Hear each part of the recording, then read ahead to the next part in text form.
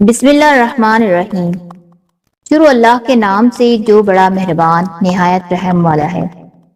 السلام علیکم محترم ناظرین۔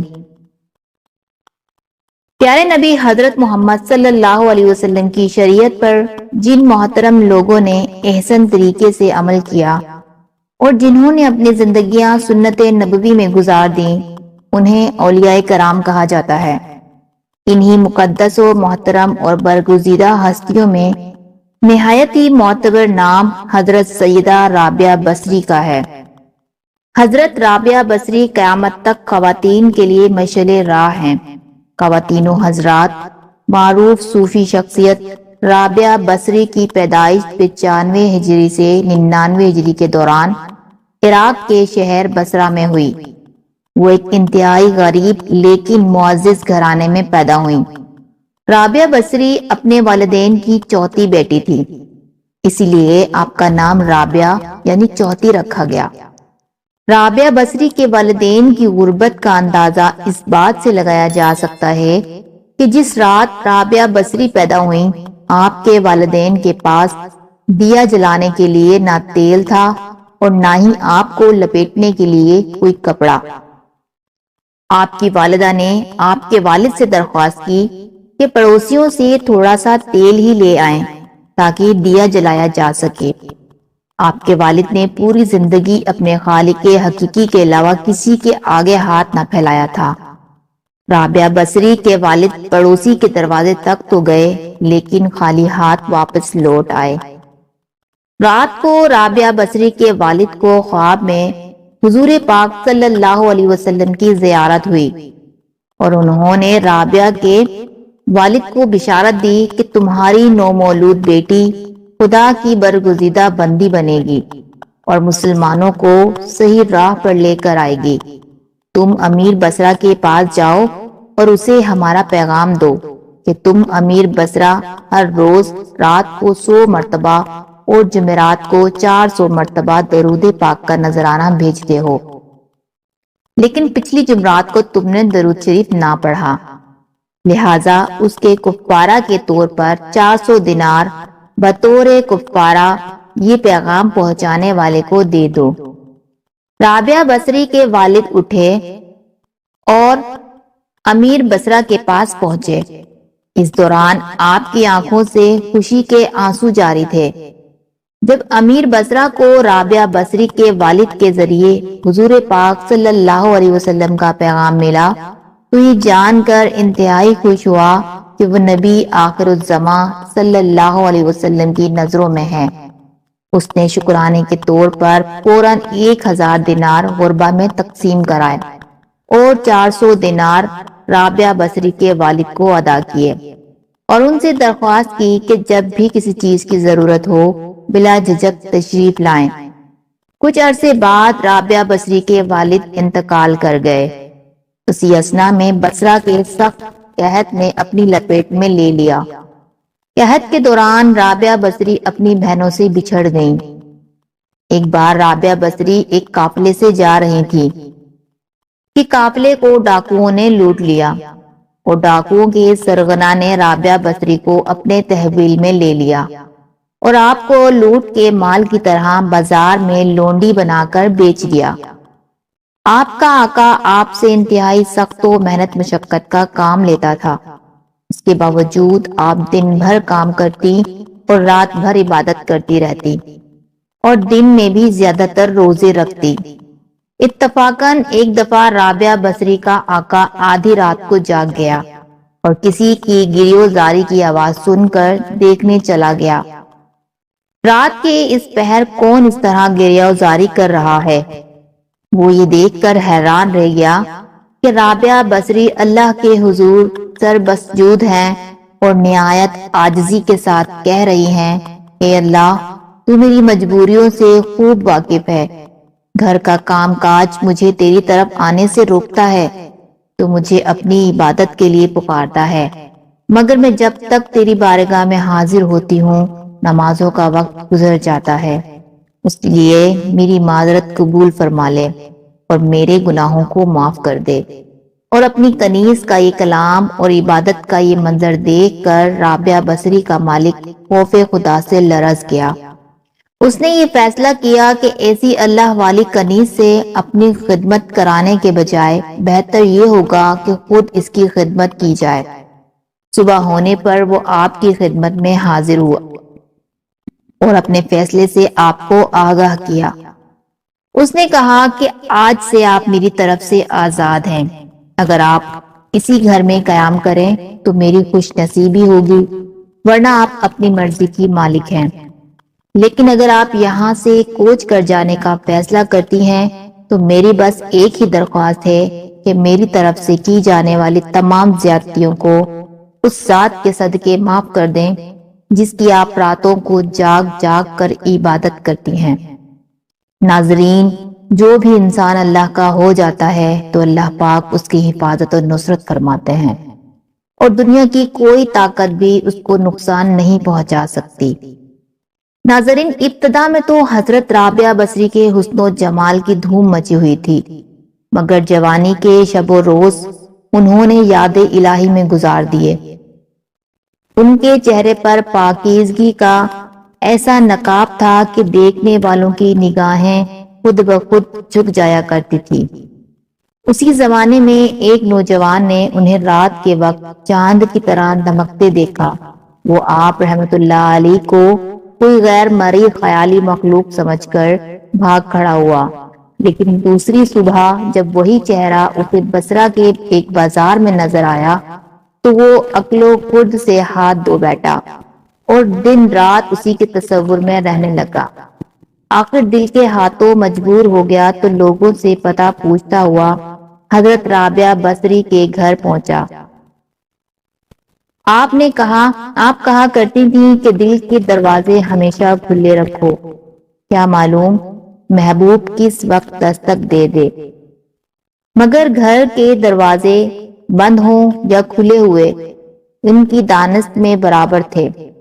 نوجوان کو خلاف توقع ان کا دروازہ کھلا ہوا ملا۔ اس نے اپنے دل کی دھڑکنوں پر بڑی مشکل سے قابو پایا۔ رات کا وقت تھا، اندر چراغ روشن تھا۔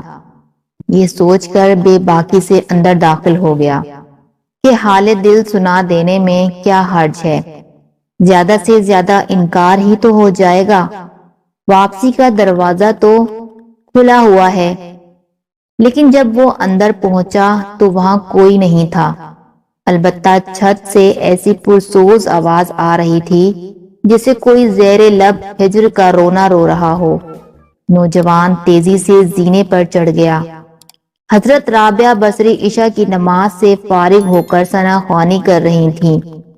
پروردگار ستارے روشن ہو گئے، لوگ سو گئے، بادشاہوں نے دروازے بند کر لیے۔ ہر محبوب اپنے محبوب سے محو و راز و نیاز ہے، اور میں تیرے سامنے کھڑی ہوں۔ نوجوان پر سکتہ طاری ہو گیا۔ اسی اثنا میں حضرت رابعہ بصری نے پلٹ کر اسے ایسی قہر آلود نظروں سے دیکھا کہ اس کی زبان گم ہو گئی۔ رابعہ بصری نے اس کے قریب آ کر پوچھا، کیا تم مجھ سے شادی کی درخواست کرنے آئے ہو؟ نوجوان نے لرزتے ہوئے ہاتھ سے اپنی زبان کی طرف اشارہ کیا کہ وہ بول نہیں سکتا۔ حضرت رابعہ بصری نے کہا کہ اس سے پہلے کہ زبان کی طرح تیرا دل بھی چپ ہو جائے تو جس راستے سے آیا ہے اسی راستے سے لوٹ جا۔ وہ جوان صرف آنکھوں سے التجا کر سکتا تھا کہ نیک خاتون میری گویائی مجھے واپس دے دے، میں تیرے مرتبے سے واقف نہیں تھا، مجھ سے غلطی ہوئی، مجھے معاف کر دے۔ لا علمی ہمیشہ قابل معافی ہوتی ہے۔ اس کے خاموش آنسوؤں کے جواب میں حضرت رابعہ بصری نے کہا، نوجوان، تو اگر مجھ سے کوئی زیادتی کی ہوتی تو میں تجھے یقیناً معاف کر دیتی۔ میں نے خود کو بہت پہلے اپنے رب کے حوالے کر دیا تھا۔ اب یہ معاملہ تیرے اور رب کے درمیان ہے، معافی مانگنا ہے تو اس سے مانگ۔ تو صدق دل سے توبہ کرنے کا ارادہ کرے تو شاید توبہ کی خاطر تیری زبان کھل جائے۔ یہ کہہ کر وہ نماز کے لیے کھڑی ہو گئی۔ نوجوان بھی بے اختیار سجدے میں گر گیا۔ وہ رو رہا تھا، نامعلوم کب تک روتا رہا۔ جب اسے ہوش آیا تو زبان کھل چکی تھی اور توبہ توبہ کا ورد کر رہی تھی۔ بصرہ کے بازاروں میں سالہ سال تک ایک مجذوب گرمی، جاڑے اور برسات سے بے نیاز ہو کر دیوانہ وار توبہ توبہ کے نعرے لگاتا رہا۔ اس کے نعروں سے بصرہ کی راتیں گونج اٹھتی تھیں اور بچے صحن کے ماؤں کے سینوں میں دبک جاتے تھے۔ آخر ایک دن وہ مجذوب اچانک ہی کہیں غائب ہو گیا، پھر کبھی اس کا پتہ نہیں چلا۔ وہ مجذوب یہی مذکورہ نوجوان تھا جو حضرت رابعہ بصری کی بدولت ہی دربار خداوندی میں مقرب ٹھہرا۔ رابعہ بصری ایک بہت ہی نیک اور عابدہ زاہدہ خاتون تھی۔ آج لوگ ان کی عبادت کی مثالیں دیتے ہیں۔ جب ان کی وفات کا وقت قریب آیا تو ان کی شاگرد خواتین اور لڑکیاں ان کے ارد گرد بیٹھی تھیں۔ ان شاگردوں نے درخواست کی کہ ہمیں کچھ نصیحت کریں، تو رابعہ بصری نے فرمایا کہ کبھی بھی بغیر نکاح کے نہ رہو، اور پھر اپنا واقعہ سنایا کہ میں جب آدھی رات کو مصلی پر بیٹھ کر اللہ کی عبادت کرتی تھی، اس وقت گلیوں میں پھرنے والا چوکیدار جب میرے گھر کے سامنے سے گزرتا تھا تو میرے دل میں برے برے وسوسے آتے تھے کہ اس وقت سارے لوگ سوئے ہوئے ہیں، کوئی بھی نہیں دیکھ رہا۔ یہ تو اللہ کا کرم ہوا کہ اس نے مجھے زنا سے محفوظ رکھا۔ اس واقعے سے آپ اندازہ لگائیں کہ رابعہ بصری جیسی پاک دامن اور عابدہ زاہدہ خاتون کو ایسے وسوسے آ رہے ہیں، تو آج کل کے اس گندے معاشرے میں جہاں ہر طرف بے حیائی، بے پردگی اور بے دینی کا ماحول غالب ہے، ایسے میں کون عورت ہے جو اپنے آپ کو بچا سکے گی؟ فرمایا نکاح کے بغیر زندگی کا اسلام میں کوئی تصور نہیں۔ اللہ تعالیٰ کے نبی صلی اللہ علیہ وسلم نے بھی شادیاں کی اور بیک وقت 9 بیویاں چھوڑ کر انتقال فرمایا۔ اللہ تعالیٰ کے رسول صلی اللہ علیہ وسلم صبح کرتے اس حال میں کہ اہل و عیال کے پاس غربت کے باعث کھانے کو کچھ نہ ہوتا، اور شام کرتے تو بھی یہی حالت ہوتی، مگر اس کے باوجود 9 بیویاں چھوڑ کر انتقال فرمایا۔ اللہ تعالیٰ کے نبی صلی اللہ علیہ وسلم نے بغیر نکاح کے زندگی گزارنے سے منع فرمایا ہے۔ خواتین و حضرات، ایک دفعہ حضرت حسن بصری رحمۃ اللہ علیہ نے حضرت رابعہ سے کہا کہ آپ شریعت کے مطابق شادی کر لیں۔ فرمایا نکاح و شادی اس کے لیے ہے جس کا کوئی وجود ہو، یہاں نہ میرا کوئی وجود ہے اور نہ میں اپنی آپ مالک ہوں، اللہ تعالیٰ کی مملوک ہوں۔ ایک دفعہ کچھ اور لوگوں نے بھی آپ سے کہا کہ آپ شادی کر لیجئے۔ فرمایا اگر 3 فکروں سے مجھے بے فکر کر دیجئے تو میں ضرور شادی کر لوں گی۔ نمبر 1، کیا میں دنیا سے اپنا ایمان سلامت لے جاؤں گی؟ نمبر 2، روز حشر میں میرے دائیں ہاتھ میں ہی نامہ اعمال دیا جائے گا۔ نمبر 3، قیامت کے روز جب لوگ دائیں جانب سے جنت میں اور بائیں جانب سے دوزخ میں پہنچائے جائیں گے تو مجھے کس جانب سے پہنچایا جائے گا؟ لوگوں نے کہا کہ اس کا علم تو خدا ہی کو ہے۔ فرمایا تو پھر جیسے ہی اتنے عظیم افکار و امام پیش ہوں، وہ بھلا کیا شعور کر سکتی ہیں؟ رابعہ بصری نے تقریباً 88 سال کی عمر پائی۔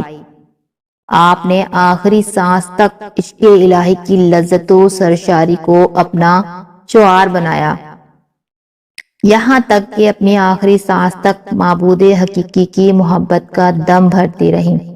آخری وقت آپ نے اپنے والی اور صوفی ساتھیوں کو بتایا کہ میرا محبوب و معبود ہمیشہ سے میرے ساتھ ہے۔ ناظرین، ہمیں حضرت رابعہ بصری کی زندگی سے یہ سبق ملتا ہے کہ اللہ کی پہچان کے دروازے مرد و عورت سب کے لیے کھلے ہیں۔ اللہ کی راہ پر حضور نبی اکرم صلی اللہ علیہ وسلم کے فرامین کی روشنی میں چلنا ہمارا کام ہے۔ باقی فضل و کرم کرنے والا اللہ تعالیٰ ہے کہ وہ سجدوں کو شرف قبولیت بخشے۔ دعا ہے اللہ پاک ہمیں بھی عبادت و ریاضت والی زندگی گزارنے والا بنائے، آمین یا رب العالمین۔ ناظرین، یہ تھی ہماری آج کی ویڈیو۔ اگر پسند آئے تو لائک اور شیئر ضرور کیجیے گا، اور اگر آپ اس طرح کی معلوماتی ویڈیو میں دلچسپی رکھتے ہیں تو ہمارے چینل کو سبسکرائب کر کے ضرور بیل آئیکن کو پریس کر دیجیے گا۔ اپنا خیال رکھیے گا۔ اللہ حافظ۔